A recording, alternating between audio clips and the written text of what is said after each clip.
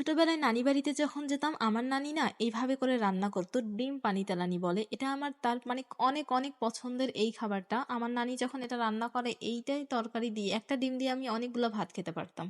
আসসালামু আলাইকুম everyone, Tania cooking blogs থেকে আপনাদের সবাইকে জানাচ্ছি স্বাগতম। আজকে আমি আমার নানির রেসিপিটাই ফলো করব, যে কিভাবে আমার নানি ডিম পানি তেলানি করতো। আমার নানি করতো হাঁসের ডিম, আমি করছি মুরগির ডিম। যাই হয় হোক, ডিম তো ডিমই, তাই না? কিন্তু হাঁসের ডিমটা বেশি মজা হয়।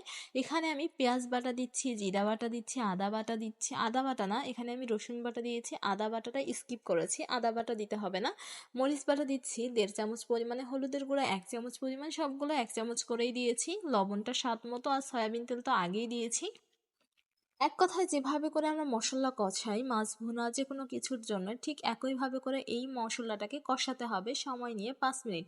একটা কাঁচামরিচ দিচ্ছি, একটা ফ্লেভার চলে আসবে, সেই জন্য দেখতেই পাচ্ছেন। এখন এটাকে আমি 4-5 মিনিট ধরে কষিয়ে নিব। আর অল্প সময় এত মজার তরকারি হয় বন্ধুরা, আর কোনো তরকারিই লাগবে না। তারপর আমি এখানে 2 বাটি পরিমাণে পানি দিয়ে দিচ্ছি। আর পানিটা দেওয়া হয়ে গেলে এখানে ঢাকনা দিয়ে রেখে দিব। ঢাকনা দিয়ে 3-4 মিনিটের মধ্যে পানিটা গরম হয়ে যাবে। যখন পানিটা টকবক করবে তখন ডিমগুলোকে ফাটিয়ে ফাটিয়ে দিতে হবে। এখানে আমি 5টা ডিম দিয়েছি, আপনারা আপনাদের বাসার সদস্য অনুযায়ী কম বেশি করে নিতে পারেন। আর দেখতেই পাচ্ছেন এই যে দিয়ে দিচ্ছি একটার পর একটার পর। কিন্তু ডিম দেওয়ার পরে এখানে আপনি কিন্তু হাতা অথবা খুন্তি দিয়ে নাড়ানাড়ি করবেন না, কারণ ডিমটা কিন্তু তাহলে ভেঙে যাবে। এখানে আর আমি কোনো নাড়ানাড়ি করব না, 5 মিনিট এরকমই হবে হাই হিটে। এই সময় চুলা রাসটা একবারে অনেক পরিমাণে ছিল চুলার জালটা, তারপরে দেখতেই পাচ্ছেন। আর এই সময় আমি কোনো প্রকার হাতা দিয়ে নাড়াচাড়া করি নাই, এমনিতেই কিন্তু টকবক করছে। এবং ডিমটা যখন অলরেডি সিদ্ধ হয়ে যাবে তখন কিন্তু নাড়াচাড়া করলে কোনো সমস্যা হবে না, কারণ ডিমটা তো মাত্রই দিলাম। এখন ঢাকনা দিয়ে রেখে দিয়েছি। আর সবশেষে এখানে আমি কি দিব জানেন বন্ধুরা? এখানে আমি কিন্তু দিব ধনিয়া পাতা এবং জিরা আর ধনিয়ার গুঁড়া শেষে দিয়ে দিব। আর এই যে 5 মিনিট পরে ঢাকনা খুলে একটু আমি হালকাভাবে নাড়ছি, যে দেখছি, কারণ এটা মুরগির ডিম। আর মুরগির ডিমটা একটু নরমই থাকে, আর যদি হাঁসের ডিম হতো না সাথে সাথেই শক্ত হয়ে যেত।